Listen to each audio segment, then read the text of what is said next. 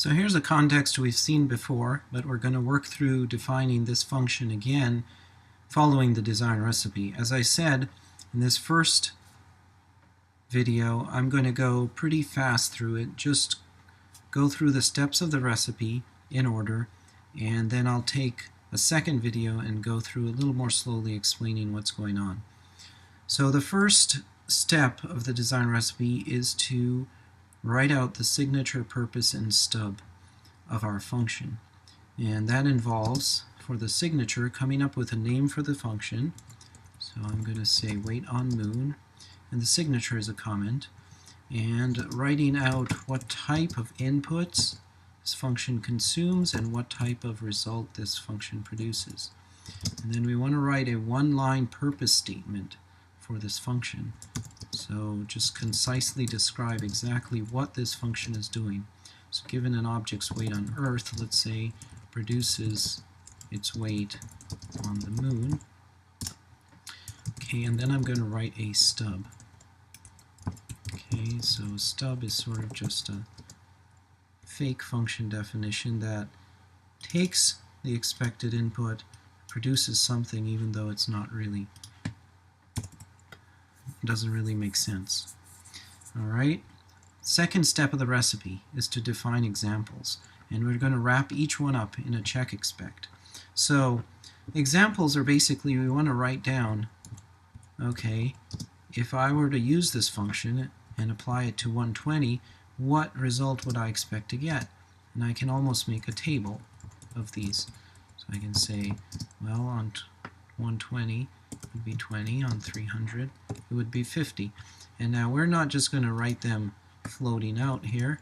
What we're actually going to do is go ahead, wrap these up in a new construct called a check expect. So I'm going to take my examples, wrap them up in check expect, and at this point I'm going to run my program. And what's going to happen is it's going to run and a window pops up saying ran 2 tests, none of them passed, and complaining about some test paths not passing, and this is actually good.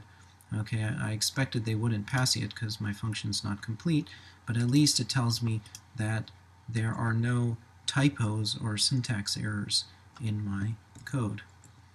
Alright, so the next step of the recipe is to write out the template.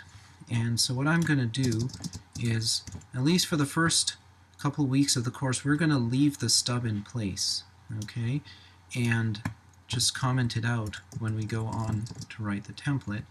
In reality, after the first several weeks of the course, what we would be doing is just editing the stub directly or deleting it after we're done with it.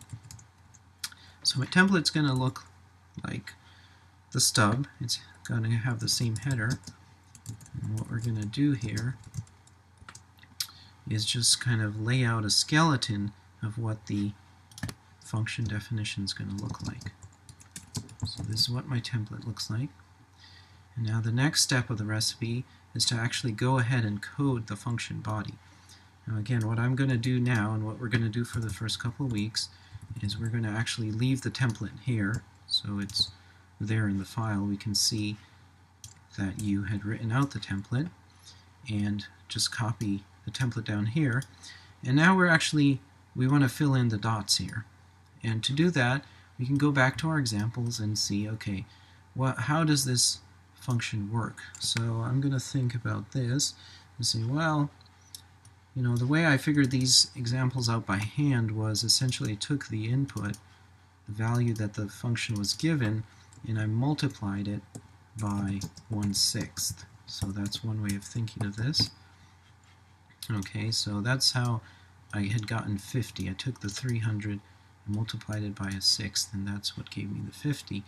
And so in general, the same thing with the 120. I took 120, multiplied it by 1/6, and got 20.